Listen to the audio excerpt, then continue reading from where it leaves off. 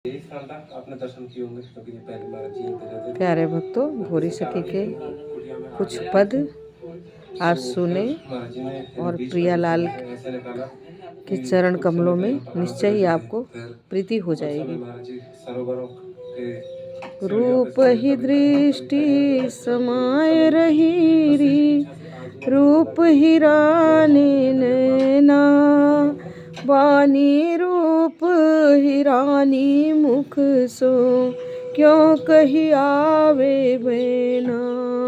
रूप ही श्रवण विमोहे ऐसे, शब्द न देत सुनाई लाडली, शब्द न देत सुनाई। नासा गंध न सूंघ सकेरी, रूप जो प्राण समाई, रूप ही दृष्टि समाय रही री। तन को परस रूप धर लीन हो, शीत उष्ण नहीं कोई लाडली, शीत उष्ण नहीं कोई। कहा खात कछु जीहन आवत, कहा खात कछु जीहन आवत, स्वाद रूप में खोई। अचल भयो मन रूप समानो, सकल कल्पना त्यागी। फुरत विचार विवेक न होई, बुद्धि रूप में पागी किशोरी, बुद्धि रूप में पागी। चित चिंतन हरि लियो रूप ने, कछु न आवत ध्याने, रूप ही दृष्टि समाय रही री। अहा भाव हूँ रूप समान्यो, को मैं कहाँ न जाने। अखिल विश्व लय भयो रूप में, जागृत रूप हरि है, रूप ही दृष्टि समाय रही री। रूप ही राने नैना, अखिल विश्व लय भयो रूप में, जागृत रूप हरि है। इक रस स्वप्न सुषुप्ति तुरिया, रूप ही में धगरी है, रूप ही दृष्टि समाय रही री। रूप को रूप फूल ही दिसत, देखत तन मन फूले लाडली, देखत तन मन फूले। फूल को रूप भूल है कह दो, फल अपन पो भूले। भूल ही भूल अधिक अधिकावे, रूप को स्वाद न पावे। जल के दरस मरे जो प्यासो, कैसे तृषा बुझावे।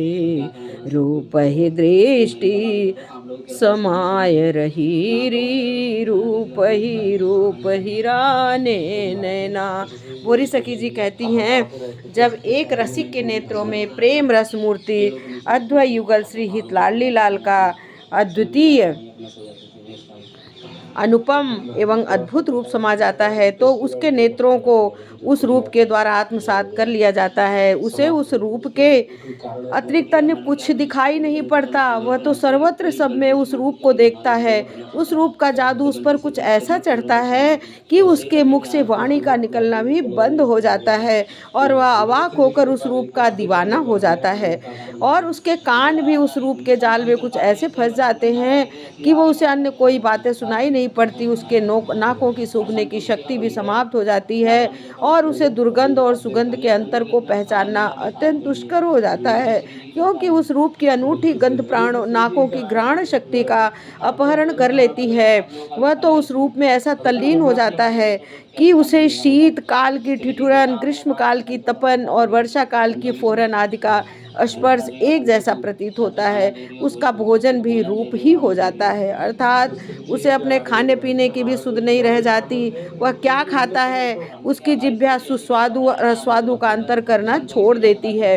इस प्रकार उस रसिक की पंच ज्ञानेंद्रियों पर रूप का अमोघ प्रभाव पड़ता है।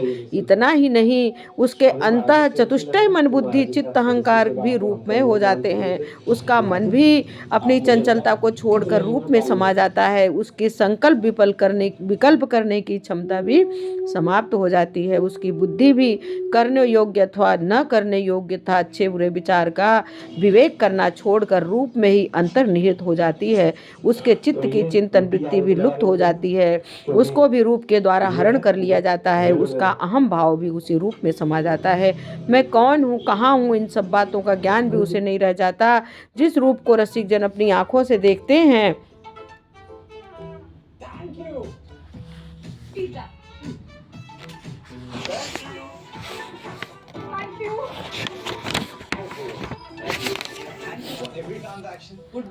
रूप भी संपूर्ण विश्व ही समा जाता है। जय श्री राधे, जय श्री राधे, जय श्री राधे। अगर आपको ये पद पसंद आया हो तो आप मुझे कमेंट करके बताएं कि आपको और भी सुनना है। जय श्री राधे।